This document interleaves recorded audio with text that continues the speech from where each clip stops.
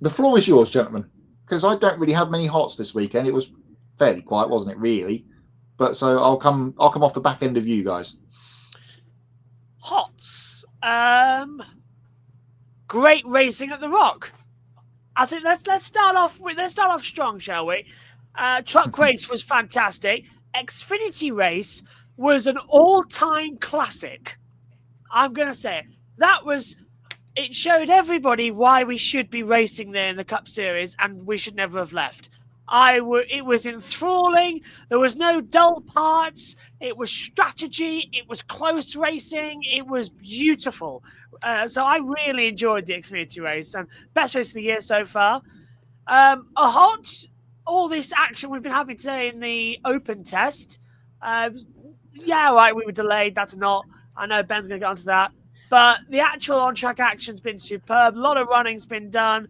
And Scott Dixon actually has gone top 225.182 mile an hour. So it's sort of unpredictable after day one of who's going to be on top. And I like that because we were saying earlier on how predictable and uncertain we all were about the 500. But looking at the test days today, we've got Chip Ganassi up there, Rahal Lennon Lanigan Racing up there, Penske's up there, Andretti's up there, Maya Shank.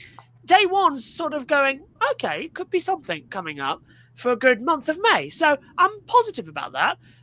Formula One, that's more of a not really. So I think that's my hot sort of done. Yeah. Hot sort of done there.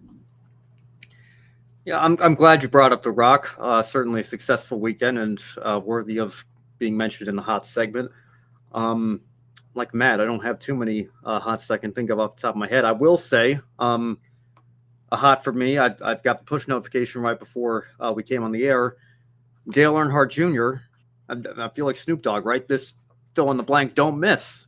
His podcast simply does not miss. I did not think we were going to get Rick Allen to open up about what exactly went down at NBC last year for at least a couple of more years here. But it's only been a few months, and he's evidently come on to the Dale Jr. download to share his side of the story. And I'm going to say, as soon as I get off of this show here, I know exactly what I'm listening to tonight. I cannot wait to hear what he has to say about that. So kudos to Dale Earnhardt Jr. for getting that interview. And I will say, again, full disclosure, haven't listened to it yet, but as much as I was not a fan of Rick in the booth as a play-by-play man, I do think he has a fantastic voice, just absolutely booming voice that I think fits what he did the first couple of weekends this year, public address. I think there's absolutely a place for him in this sport in some sort of broadcasting area here.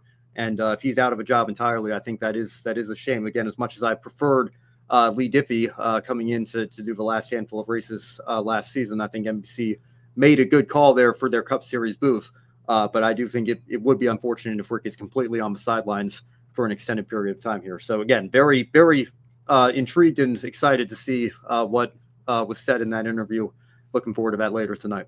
I was supposed to be going to bed after this. I've literally got it ready now to download. That's certainly hot, but it's also a not for me because I've already got 300 podcasts in my episodes queue on Spotify. So that's going to add to that, and it's going to put me back even further. So that'll be listened to tomorrow. Sorry, do you want a hot? Yeah, go. Anthony Hamilton. Did I mention on the show last week that I shook his hand and everything? He's going to be there this weekend, and I've been given the nod and the wink that someone else might be there of a certain world champion 7 times over might be there. So I'm on the hunt, and I will stick a microphone where the sun doesn't shine and try and get an interview and see what his thoughts are, A, on Ferrari, B, on Formula 1 at the moment, and C, what he thinks of his fantastic brother racing again. So I'm going to try my best this weekend. Apart from that, I guess a preemptive hot is that Touring Cars is back this weekend. Yeah. And for you American fans, you'll be able to watch it for free on the new Racer Network, which was MAV TV. That was announced this week. It's so free good. Everywhere else around the globe on YouTube, but it's going to be on the Racer Network in the States. Adam also saying returning to Rockingham hot, absolutely loved it. I think my only Saudi-related hot was Isack Hadjar getting another point in the racing ball. Yeah, that was good race actually from Isack. He had a cool car and race, didn't he, as well? I think he did. He's fast. Yeah. Oh, and Piastri's pass on Leclerc, wasn't it? Just wow, goodness me, that was brave.